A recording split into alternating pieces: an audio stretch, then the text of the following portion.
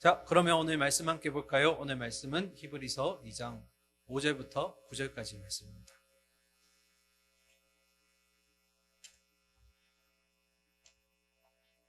히브리서 2장 5절부터 9절까지의 말씀 함께 보도록 하겠습니다.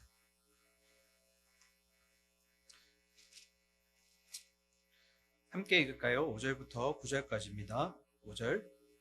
하나님이 우리가 말하는 바 장차 올 세상을 천사들에게 복종하게 하심이 아니니라.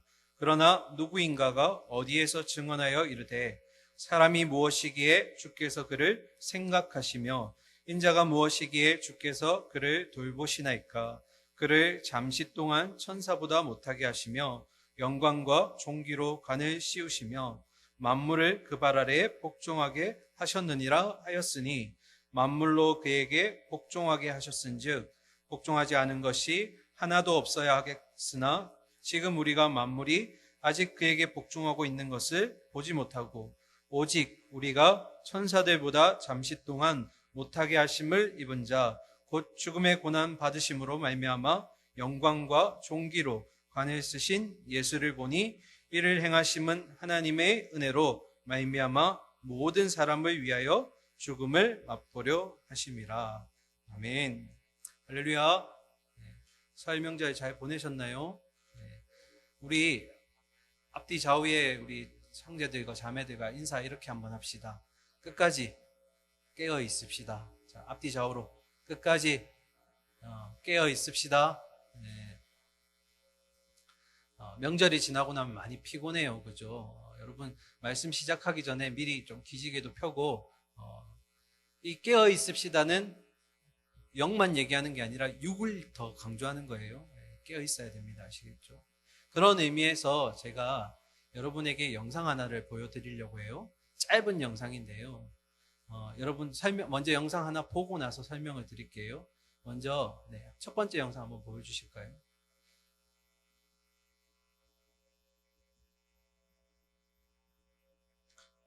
첫 번째 영상이 제가 아니고 뭔가 나와야 되는데 준비되면 얘기해 주세요. 제가 설명 먼저 할게요. 헐리우드의 전설적인 효과맨이라는 사람, 그 이름이 잭 폴리라는 사람이 있어요. 누구요? 잭 폴리라는 사람이 있어요. 이 사람의 이름을 따서 폴리 아티스트라는 직업군이 생겼어요. 혹시 아시는 분? 폴리 아티스트 한번 들어봤다. 그게 어떤 거냐면 이 영화나 드라마 같은 데서 나오는 효과음들을 다른 어떤 물건을 통해서 아니면 또 사물들을 통해서 또 신체를 통해서 소리를 내는 사람, 그 사람을 폴리 아티스트라고 해요. 첫 번째 영상 한번 볼까요? 준비가 됐다고 하니까 한번 볼게요. 짧아요.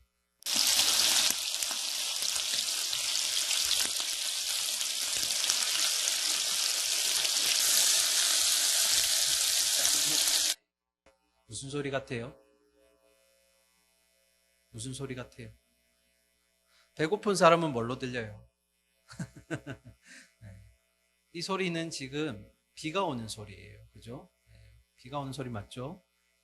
그런데 영화에서 나오는 이 비 오는 소리를 어떻게 만들까요? 한번 봅시다. 두 번째 화면. 화면으로 보여주실 수 있을까요? 이게 뭐예요?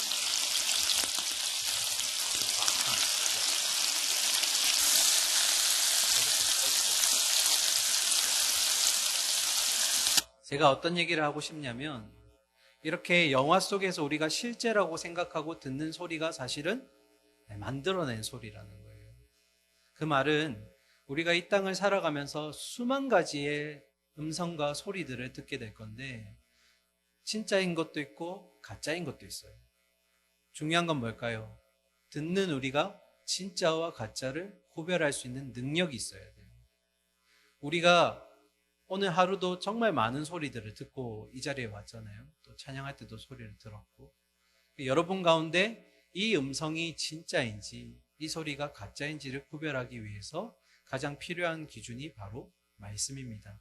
그래서 오늘 여러분이 또 수만 가지 음성을 들을 텐데 하나님의 음성과 말씀을 꼭 분별해서 찾아내시기를 바랍니다. 아시겠죠? 자, 그러면 오늘 본문에 들어가기 앞서서 우리는 세 가지 질문을 하고 들어갈 겁니다. 앞에 화면 보면서 우리 질문 한번 볼까요? 자, 첫 번째 질문. 첫 번째 질문은 천사보다 우월하신 하나님의 아들이라고 했는데 오늘 본문을 보면 천사들보다 하나님의 아들이 낮아지셨다라고 얘기해요. 왜 낮아지신 걸까? 이게 첫 번째 질문입니다. 그리고 두 번째 질문. 하나님의 아들이 십자가를 지셨다고 오늘 그렇게 찬양을 많이 했는데 도대체 왜 십자가를 통해서 죽으셔야만 했는가? 왜 십자가의 그 죽음을 감당하셔야만 했는가? 이게 두 번째 질문입니다. 그리고 마지막 세 번째 질문. 그렇게 십자가를 지시고 죽으셔야만 했던 그 하나님의 아들을 아버지 되시는 하나님이 어떻게 회복시키셨는가? 오늘은 이 세 가지에 대한 답을 찾아봄으로써 여러분이 여러분의 삶의 말씀으로 적용해 보기를 바랍니다. 자, 세 가지 질문 정리가 됐죠? 네. 한번 그러면 이제 시작해 보겠습니다. 첫 번째 질문 한번 시작해 봅시다. 천사보다 분명히 하나님의 아들이 우월하다라고 얘기했는데 오늘 본문은 그렇지 않아요. 낮아지셨다라고 얘기해요. 도대체 왜 그렇게 되었을까? 5절 말씀 함께 보겠습니다. 하나님이 우리가 말하는 바 장차 올 세상을 천사들에게 복종하게 하심이 아니니라. 자, 5절의 말씀은 뭔가요? 우리가 말하는 장차 올 세상을 누가 다스리는 것이 아니라고요? 천사들이 다스리는 것은 아니다.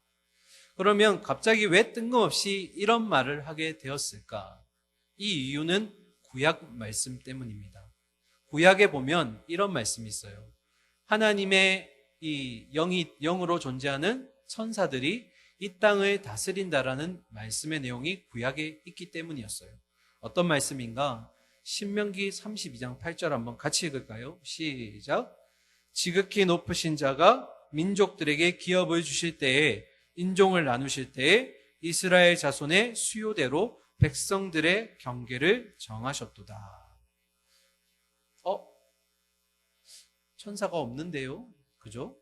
그런데 여기에서 신명기 32장 8절에 기록된 이스라엘 자손의 수요대로라고 기록된 헬라어 사본 성경을 보면 여기 이스라엘 자손의 수요대로라고 적혀 있지 않고 하나님의 천사들, 하나님의 아들들이라고 원래 기록이 되어 있었어요. 그럼 해석해 보면 뭘까요?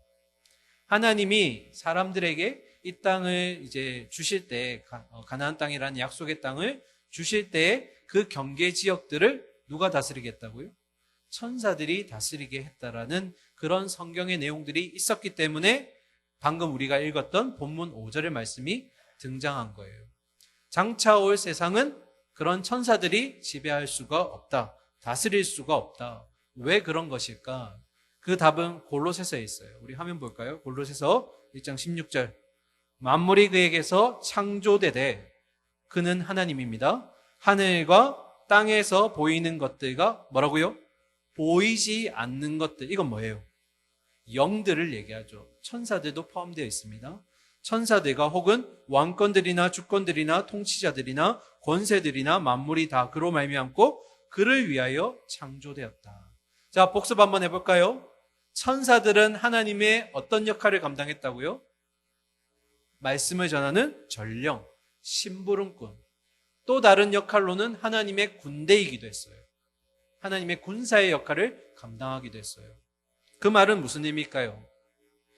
우리가 섬겨야 될 대상이 천사가 아니라 하나님이고 천사들 역시 자기가 이 땅을 통치하고 지배하는 것이 아니라 만물의 창조주 되시는 그 하나님을 다스림을 받아야 한다라는 거죠. 그러면 장차 올 세상은 뭘까요? 장차 올 세상은 바로 하나님의 아들 예수 그리스도를 통해 임하게 될 그 나라를 얘기하는 거예요. 그죠? 장차 올 그 하나님의 나라, 예수 그리스도를 통해서 임하게 될 그 나라는 천사들이 다스리는 것이 아니라 그 나라와 그 권세와 통치는 오직 하나님의 아들에게만 있다라는 것이 이 5절의 주된 의미입니다.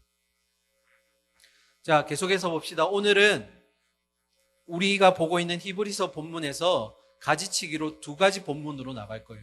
첫 번째는 지금 이제 읽을 건데요. 시편 8편의 말씀이 인용되었는데 그 말씀을 살펴보고, 그 다음에 두 번째는 우리가 잘 알고 있는 수련회 때 했었던 빌립보서의 말씀으로 함께 보려고 합니다. 첫 번째 한번 봅시다. 6절, 7절, 8절 보겠습니다.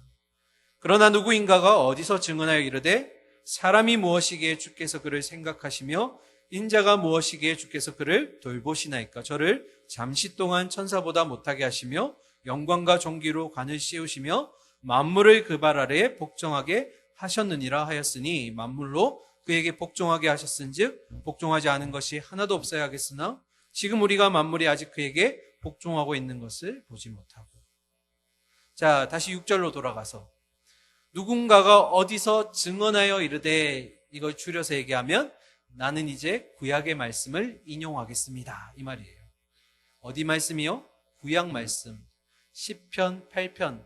우리 잘 아는 말씀이죠. 찬양에도 있잖아요, 그죠? 여호와 우리 주여, 주의 이름이 온 땅에. 너무 오래돼서 기억이 안 나나? 이런 찬양이 있어요. 아주 이 딱 8편의 말씀을 요약한 찬양. 그러면 이제 히브리서 기자가 시편 8편의 말씀을 인용했다는 건데, 들어가기에 앞서 신학자 중에 아주 유명한 학자인 어거스틴이 이런 말을 했어요. 신약은 구약 안에 감추어져 있고, 그리고 구약은 신약을 통해 드러난다. 자, 다시 볼까요? 신약은 어디 안에 감추어져 있다고요? 구약 성경 안에 감추어져 있고, 구약은 신약 안에서 드러난다. 자, 이걸 우리가 이제 히브리서의 말씀으로 적용하면 구약 성경인 시편 8편을 통해서 그 속에 숨겨두었던 하나님의 메시지가 이제 히브리서를 통해 드러나게 될 거라는 거예요. 아시겠죠? 자, 그러면 한번 시편 8편으로 한번 가봅시다. 우리가 직접 인용한 말씀부터 보도록 하겠습니다. 8편 3절. 주의 손가락으로 만드신 주의 하늘과 주께서 베풀어 두신 달과 별들을 내가 보오니, 사람이 무엇이기에 주께서 그를 생각하시며 인자가 무엇이기에 주께서 그를 돌보시나이까. 참 멋진 말이죠. 어떤 말이냐면, 이 시편 8편의 시인이 하늘을 바라보니까 너무나 거대하고 셀 수 없는 그 하늘과 별과 달들을 바라보다가 너무나 사람을 바라보니까 어떤 느낌인 거예요? 너무나 미약한 존재. 이 하늘과 별과 달들에 비하면 너무나 협소한 존재들, 그 존재들로 느껴졌다라는 거예요. 그런데 우리가 봤을 때도 사람이 이런 만물에 비하면 너무나 초라한 존재인데, 그런 사람들을 하나님은 영화롭게 만드시고 그들을 너무나 사랑하시고 아끼신다라는 거예요. 여러분 밤에 보면 하늘 해와 달, 해는 안 뜨죠? 달과 별들을 보잖아요. 별을 셀 수 있나요? 없잖아요. 저 시골에 가면 정말 별들을 바라보면 막 떨어질 것 같아요. 너무 많은 별들이 있죠. 그런 웅장한 하늘을 바라보다가 이 땅에 서 있고 있는 사람들을 바라보면 너무나 초라해 보이는 거예요. 그런데 이 시인이 마지막에 뭐라고 고백해요? 사람이 무엇인데 주께서 그 사람을 생각하시며, 인자가 무엇이기에, 이 인자도 역시 사람을 얘기하는 겁니다. 인류를 얘기하죠. 인자가 무엇이기에 주께서 그를 돌보시나이까. 그러니까 이런 정말 사람이 보기에 부족한 너무나 많은 사람들인데, 그런데 하나님은 끝까지 이들을 살피시고 보살피시더라. 이런 찬양을 지금 하고 있는 거예요. 계속해서 볼까요? 8편 5절. 그를 하나님보다 조금 못하게 하시고 영화와 존귀로 관을 씌우셨나이다. 주의 손으로 만드신 것을 다스리게 하시고 만물을 그의 발 아래 두셨다. 너무나 위대하죠. 볼품없는 존재인 줄 알았는데 보니까 하나님보다 조금 못하게 만들었다라는 거예요. 그리고 그것으로도 부족해서 뭐라고요? 모든 만물들, 피조물들을 다스릴 수 있는 능력을 주셨다라는 거예요. 이건 창세기 1장 27절과 28절 말씀과 동일한 말씀이죠. 그죠? 사람의 형상, 하나님의 형상을 따라 만드셨고, 그리고 온 세계를 다스릴 수 있는 그런 능력을 주신 거예요. 그러니까 이 시인은 지금 감격하고 있는 거예요. 우리의 존재가 그렇게 위대한 존재고 존귀한 존재구나, 뛰어난 존재구나라는 것을 지금 찬양하고 있는 거예요. 그런데 이 말씀을 히브리서 기자가 이제 인용하게 되는데 차이점이 하나 있어요. 여러분 발견하셨어요, 혹시? 발견하셔야 돼요. 한 단어가 달라져요. 뭘까? 시편 8편 5절과 우리가 읽었던 히브리서 2장 7절 말씀이 차이가 있어요. 한번 볼까요? 그를 하나님보다 조금 못하게 하시고 할 때 그는 누구예요? 사람이었죠. 누구보다 못하겠다고요? 하나님보다 못하겠다라고요. 인간의 창조에 대해서 얘기하고 있죠. 근데 기자가 가지고 들어오면서 뭘로 바꿨어요? 저를 잠시 동안 누구보다? 천사보다 못하게 하시고. 여기서 말하는 저는 사람이 아니에요. 인자를 얘기합니다. 이 인자는 다름 아닌 하나님의 아들을 얘기하는 거예요. 그러니까 시편 8편의 원래 시인은 하나님보다 조금 못하게 했지만 그러나 사람의 창조의 위대함에 대해서 찬양했다면 이 시편 8편을 가지고 인용하는 저자는 하나님의 아들이 잠시 동안 누구보다요? 천사보다 못하게 되었다라는 거예요. 그러면 우리가 이제 질문이 생기죠. 우리가 지난 몇 시간 동안 지금 들어왔던 게 뭐예요? 하나님의 아들은 선지자보다 그리고 천사들보다 훨씬 우월하신 분입니다라고 계속해서 우리가 얘기했었잖아요. 그런데 지금 히브리서 기자가 갑자기 뜬금없이 천사보다 조금 못하다. 잠시 동안 이렇게 얘기하는 거예요. 무슨 의미일까요? 이 의미는. 이걸 해석해야 되는 거예요. 자, 그 답은 미리 알려드립니다. 그 답은 뭐냐면 성육신과 십자가에 있어요. 뭐와 뭐예요?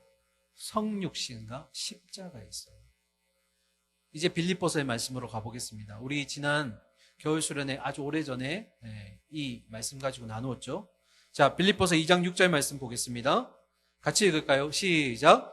그는 근본 하나님의 본체시나 하나님과 동등됨을 취할 것으로 여기지 아니하시고. 굉장히 어려운 말입니다. 우리 기억이 안 날 테니까 복습해 봅시다. 먼저 본체라고 해석되어 있는 이 단어. 히브리어로 하면 이제 헬라어로 하면 모르페라고 하는 단어인데요. 이것은 정확하게 말하면 그 본질 자체를 얘기하는 거예요. 본질 자체. 자, 이 본체를 다른 말로 하면 형상으로도 바꿀 수 있어요. 그러면 하나님의 본체시다. 그는 누구일까요? 하나님의 아들 예수 그리스도를 얘기하는 거예요. 하나님의 아들은 하나님의 본체시다. 그 존재 자체이시다. 하나님과 동등됨을 취할 것으로 여기지 아니하셨다. 취하다 단어 하나 해결하고 갑시다. 이 취하다라는 단어는 원래 뜻이 어떤 의미냐면 탈취하다라는 의미가 있어요. 뭐라고요? 탈취하다. 그런데 탈취하다라는 단어를 두 가지로 해석할 수 있는데 좀 어려우니까 잘 들어주세요. 이렇게 해석하면 되고 이렇게 해석하면 안 돼요. 어떤 의미냐면 탈취하다로 해석하게 되면 내가 마음을 먹으면 누구 것을 빼앗을 수 있다라는 의미로 해석할 수 있어요. 그런데 여기서는 그렇게 해석하면 안 돼요. 왜 이렇게 해석하냐면 안 되냐면 예수님이 마음 먹으시면 하나님의 존재 자체를 탈취할 수 있다로 해석되면 예수님이 그렇게 마음 먹지 않으시면 하나님과 다른 존재가 될 수도 있다는 거예요. 이해가 돼요? 어려우니까 다시 해석할게요. 어떻게 해석해야 되냐면 탈취해서 이미 가졌다라고 해석을 해야 돼요. 자, 눈들이 점점 물음표가 되어가는데 해석을 하면 어떤 의미냐면 탈취해서 가졌다라고 해석을 해야 예수님이 이미 하나님과 같은 신성을 가진 같은 존재라는 것으로 인정되는 거예요. 그런데 탈취하다로 되어버리면 취하다로 해석해버리면 예수님이 그렇게 마음을 먹지 않으면 가지시지 않기 때문에 하나님과 같은 개념이 될 수 없다라는 거예요. 그래서 여기서 해석할 때는 뭐라고요? 탈취해서 이미 가지셨다. 그 말은 다시 해석하면 하나님과 이미 그분은 동등하신 분이다. 존재 자체가. 그런데 뭐라고 해석했어요? 빌립보서 2장 6절에서 그런 분이신데 하나님과 동등되신 분인데 취할 것으로 여기지 아니하셨다.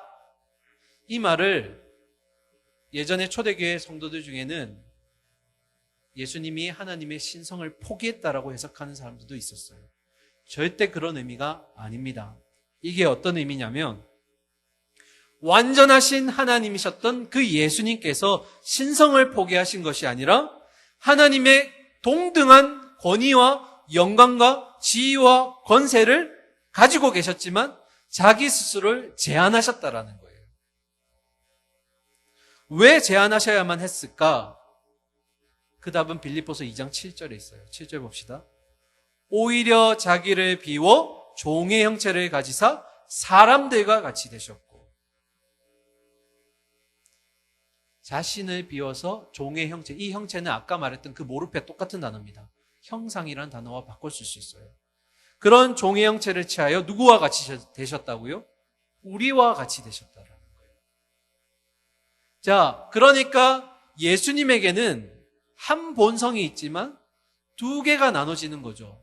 첫 번째는 하나님의 신성도 있고 사람의 인성도 있는 거예요. 그래서 우리는 이걸 뭐라고 해석해요? 하나님은 완전한 하나님이시면서 동시에 완전한 사람이십니다. 이게 기독교에 있어서 두 번째로 신비한 연합이에요. 첫 번째는 뭐였죠? 성부 하나님, 성자 예수님, 성령 하나님이 같은 하나님이시지만 구별되신다. 이걸 네 글자로 삼위일체라고 했죠. 이건 우리가 어떻게 지식으로 해결할 수가 없어요. 신비로운 연합이고 하나님께서 그렇게 되셨다라는 거예요. 근데 지금 또 한 가지, 이 땅에 사람의 모양을 입고 오셨던 그분은 신성을 포기하신 것이 아니라 신성을 가지고 계시면서 동시에 사람의 형상을 가지고 계셨다라는 거예요. 그러면 자, 이제 어려운 단계를 조금 지나서 왜 하나님과 동등한 권세와 영광과 존귀의 자리에 계셨던 그분이 그 자리를 마다하시고 이 땅에 내려오셔야만 했고 왜 사람에게로 바뀌셔야만 했는가? 왜 사람이 되셔야만 했는가? 그 답은 바로 2장 8절에 있어요. 빌립보서 2장 8절. 사람의 모양으로 나타나서 자기를 낮추시고 죽기까지 복종하셨으니 뭐라고요? 곧 십자가에 죽으심이라. 자, 우리의 질문이 뭐였죠? 첫 번째 질문. 왜 하나님의 아들이 천사보다 잠시 동안 낮아지셔야만 했습니까? 그 이유는 뭐예요? 사람이 되셔서 뭘 지셔야 했기 때문에? 십자가를 지셔야만 했기 때문에. 십자가에서 죽으셔야만 했기 때문에 종의 형체, 사람의 형체를 가지고 계셔야만 했다라는 거예요. 그러면 이제 두 번째 질문. 왜 십자가를 지셔야만 했냐는 거예요. 왜? 이 십자가의 문제가 여러분 미리 말씀드리는데 우리가 싸잡아서 그냥 우리를 위해서 돌아가셨다라고 얘기하면 안 되는 거예요. 이 십자가의 의미는 지극히 개인적이어야 돼요. 나 한 사람을 위해서 그렇게 돌아가셔야만 했다라는 여러분의 이 신앙의 고백이 있어져야 되고 깨달음이 있어야 돼요. 누구 때문에요? 나 때문에. 싸그리 몽땅 그냥 어설프게 얘기해서 우리요가 아니라 나 때문에. 이게 우리의 신앙의 고백이 돼야 돼요. 자, 그러면 조금 서두를 조금 다시 돌아가서 얘기합시다. 사람이 이 땅에서 창조된 목적이 뭐예요? 로마서 3장 23절 말씀처럼 하나님께 영광 돌리기 위해서, 하나님을 찬양하기 위해서 이 땅에 만들어졌어요. 그런데 첫사람 아담으로 인해서 이 땅에 뭐가 유입되게 됐죠? 죄. 그렇죠. 죄. 하나님의 경영에 차질이 생기게 되었어요. 그런데 문제는 뭐예요? 사람들이 죄에 있어서는 어느 정도 노력으로 제어할 수는 있지만 가장 큰 문제는 우리 안에 있는 죄의 본성은 할 수가 없다라는 거예요. 사람이 사람의 죄를 해결할 수가 없다라는 거예요. 그래서 죄가 없는 그분이 이 땅에 오셔야만 했어요. 그리고 뭘 지셔야만 했다고요? 십자가를 지셔야만 했다. 그래서 이런 표현을 해요. 아담이 첫 번째 인류의 대표 선수였다면 이 예수님, 하나님의 아들은 인류의 두 번째 대표 선수이셨고 그분은 첫 인류의 대표가 실패했던 것들을 역전하셨다는 거예요. 신약에 가면 누가복음 8장에 여러분이 잘 아는 사건이 있습니다. 혈루증을 앓는 한 여인이 있었어요. 그 여인의 가슴 깊숙한 곳에 뭐가 있었냐면 내가 예수님을 만나면 나을 것이라고 믿었어요. 그런데 다가갈 수 있을까요? 없을까요? 없었어요. 왜? 그는 유대인 사회에서 부정한 여인이었어요. 레이기의 말씀대로 그녀가 만지는 모든 것들은 다 부정하게 되었어요. 그가 같이 있는 공간 안에 있는 사람들도 모두 부정하다고 여김을 받았어요. 실로 유대인 사회에서 홀로 살아가는 외로운 인생이었어요. 그래서 이 여인은 어떻게든 치료받기 위해서 이 귀한 몸을 여러 의사에게 보였지만 다 싸그리 이 문제에 대해서 해결하지 못했어요. 그리고 마지막 그분을 향해 간절한 마음으로 나아갔어요. 내가 그분만 만난다면, 그분이라면 나를 고쳐주실 거예요. 목숨을 걸고 뛰어서 그 무리가 있는 사이로 들어갔어요. 발각되면 죽을 수도 있는데.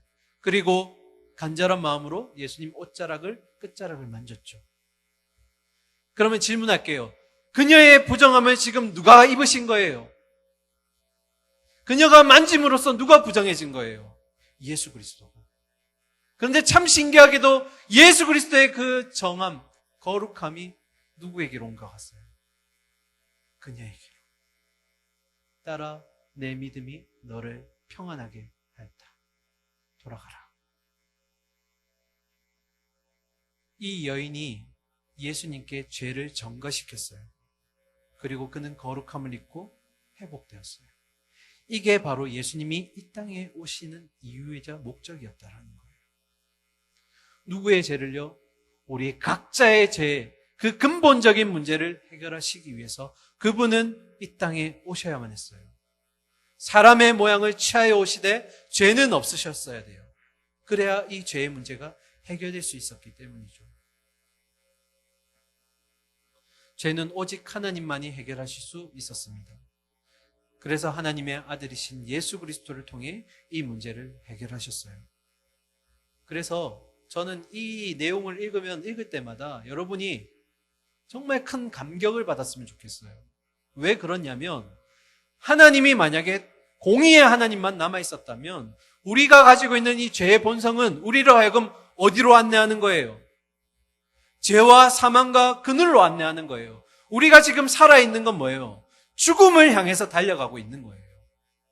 목적지가 없이 그냥 죽어가는 거예요. 그런데 그 공의의 하나님만 있었다면 우리는 죽을 수밖에 없는 인생이었고 허무하고 허망한 인생이었는데, 그런데 예수 그리스도로 말미암아 그 인생들이 완전히 바뀌게 된 거예요. 여기에 하나님의 사랑이 담겨져 있었어요. 하나뿐인 아들을 내어주시기까지 우리를 살리시겠다라는 그 한 가지 목적. 그것이 오늘 우리의 아까 불렀던 그 모든 찬양들의 고백이 되는 거예요. 그러면 이제 마지막 질문, 세 번째 질문. 그렇게 낮아지셔야만 했고 죽음을 감당하셔야 됐던 그분을 하나님은 어떻게 회복시키셨을까? 빌립보서 2장 9절부터 11절까지가 답입니다. 한번 볼까요? 이러므로 하나님이 그를 지극히 높여 모든 이름 위에 뛰어난 이름을 주사 하늘에 있는 자들과 땅에 있는 자들과 땅 아래에 있는 자들로 모두 무릎을 예수의 이름에 꿇게 하시고 모든 입으로 예수 그리스도를 주라 시인하여 하나님 아버지께 영광을 돌리게 하셨느니라. 아멘. 죽기까지 복종하셔야만 했던 그분의 죽으심, 낮아심, 그것에 대해서 하나님이 이렇게 회복시켜 주셨어요. 이것을 우리는 뭐라고 부르냐면 위대한 반전이라고 불러요. 그러면 구체적으로 봅시다. 그렇게 낮아지셨던 예수님을 하나님이 어떻게 높이셨을까? 어느 정도로 높이셨을까? 첫 번째, 스스로 낮아지길 원하셨던 그 권세와 영광을 모두 원래 자리로 회복시켜 주셨어요. 그죠? 그리고 두 번째, 그냥 회복시키신 게 아니라 죽음의 자리를 이제 잊고 부활하시고 승천하게 만드셨어요. 여러분 중요한 건 뭔지 아세요? 예수님의 부활은 성경에서 뭐라고요? 부활의 첫 열매라고 기록되어 있어요. 그 말의 의미는 예수님 뒤로 부활하게 될 열매들이 많이 있다라는 거예요. 그것이 그 열매가 바로 우리가 될 줄 믿습니다. 네. 우리예요, 바로. 다음 열매들이. 그러니까 예수님이 죽으심과 부활하시면 하나의 증표예요. 우리가 그렇게 부활하게 될 것을 미리 보여주셨다라는 거예요.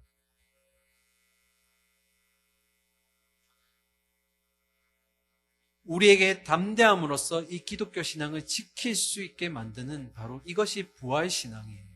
그래서 혹자는 이렇게 얘기합니다. 십자가가 없는 부활은 의미가 없고 부활이 없는 십자가는 그냥 처참할 뿐이라고 얘기해요. 비참하다. 이 두 가지 축은 우리 기독교에 있어서 굉장히 중요한 두 축이에요. 십자가, 죽음, 그리고 부활. 이 두 가지가 함께 가야 됩니다. 중요하니까 한 번만 더 얘기할게요. 십자가가 없는 부활은 의미가 없어요. 그리고 부활이 없는 십자가는 그냥 비참할 뿐이에요. 이 십자가와 부활이 함께 있어야 합니다. 자, 그래서 성경책을 우리가 한 권으로 들고 다니지만 이 66권이 가리키는 그 마지막 화살표는 결국 뭐냐면 역전을 얘기하는 거예요. 죽음과 사망으로 내몰릴 수밖에 없었던 우리가 그렇게 과정대로 사탄이 원하는 대로 그렇게 따라가지 않고 어떻게 해요? 하나님이 만들어 놓으신 대역전 드라마대로 따라가는 거예요. 우리가 영화를 볼 때도 그렇고 스포츠를 볼 때도 그렇고 가장 재밌을 때가 언제예요? 마지막에 질 것 같았는데 진짜 이거는 상식적으로는 이길 수가 없는데 그런데 이겼을 때, 역전했을 때, 성경이 바로 이 역전 드라마예요. 예수 그리스도가 그렇게 사망의 자리로 내려갈 때 처절하게 진짜 죽으신 가운데서 모욕당했어요. 이제 얼마 있으면 한 달 뒤 정도면 이제 고난주간이 다가오죠.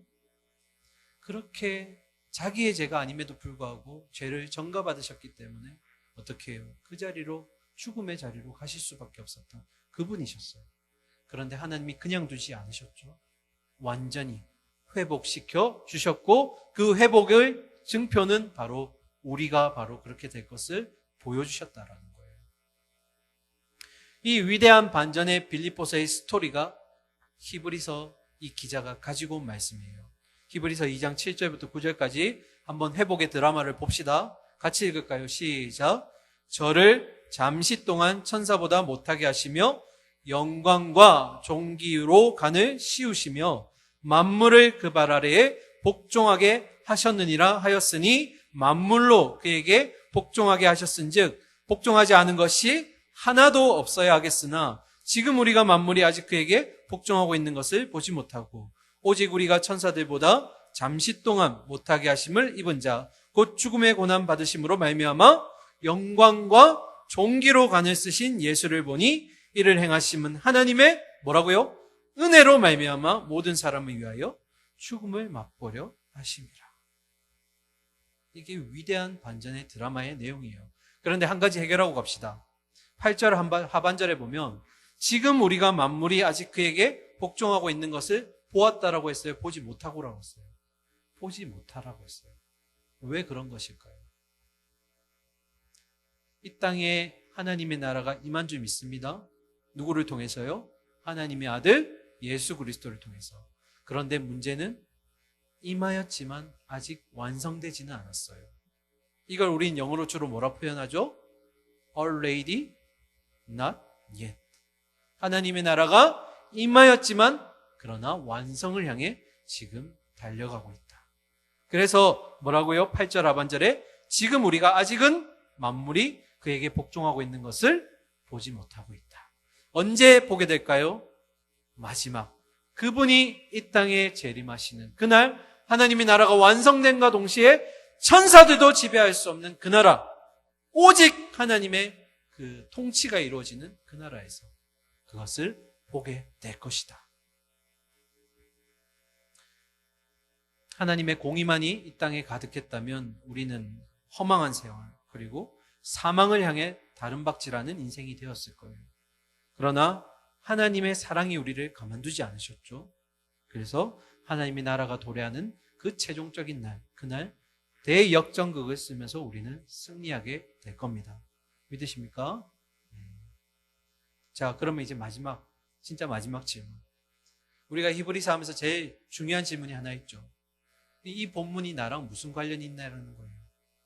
이 본문이 도대체 예수 그리스도가 그렇게 낮고 비천한 자리로 가셨고 다시 십자가를 지시고 다시 부활하셨는데 이 모든 과정들이 나와 무슨 관련이 있냐라는 거예요. 첫 번째, 그렇게 비천한 자리로 내려오셔야만 했고 인간의 모든 삶을 사시면서 수많은 고난과 십자가의 처절한 죽음을 당하셨던 그분 예수 그리스도는 우리의 슬픔과 그리고 분노와 한숨과 속상함과 허기짐에 대해서 공감하실 수 있는 분이에요. 이 땅에 많은 이방신들이 있고 우상들이 있어요. 그들과 이 하나님과의 본질적인 차이가 뭐냐면 바로 공감이라는 거예요. 이 땅에 사람으로 살면서 느끼셨던 그 모든 허기짐과 아픔과 고난들이 우리가 지금 살아가고 있는 인생에서 겪는 것들을 예수님이 알고 계시다라는 거예요. 사랑하는 아들아, 내가 너를 잘 안다.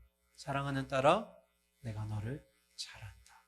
내가 지금 어떤 한숨과 어떤 비참함과 어떤 고난 가운데 있는지, 그 고통이 얼마나 아프고 힘들고 괴로운지 내가 알고 있다. 오늘 그 예수님이 여러분 각자를 공감하실 줄 믿습니다. 공감하시는 예수님. 그게 오늘 우리가 처음 기억해야 될 예수님의 모습이에요.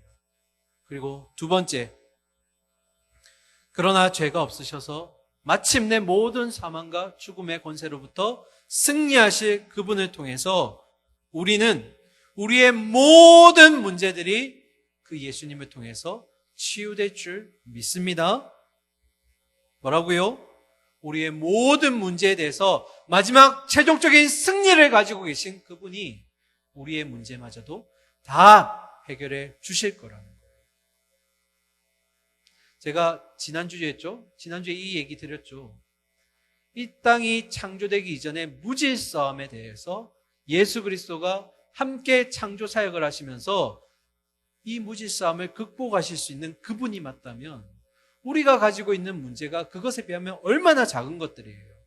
내 인생에서는 내가 가지고 있는 문제가 굉장히 크고 복잡하고 해결될 것 같지 않지만 그러나 이 땅의 모든 것들을 창조하신 무질서함을 회복하신 그분이라면 내 문제점 해결하실 수 있다라는 거예요.